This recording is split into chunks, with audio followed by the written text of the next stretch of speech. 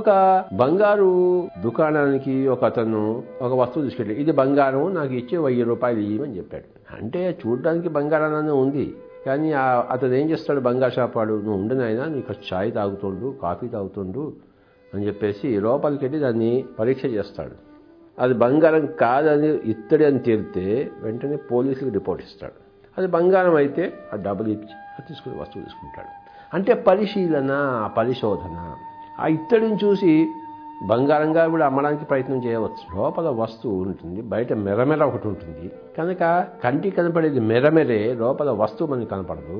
అలాగే శరీరము ఆత్మ పదార్థం వల్ల నిల్చుంది, మనకి శరీరం కనపడుతుంది కానీ ఈ శరీరం అనేది బయట మెరమెర కనపడుతుంది కానీ మరి లోపల ఉన్న ఆత్మ కనపడదు. కనుక ఆత్మ అనేది ఎక్కడా లేదు అంటారు ఈ నాస్తికులు.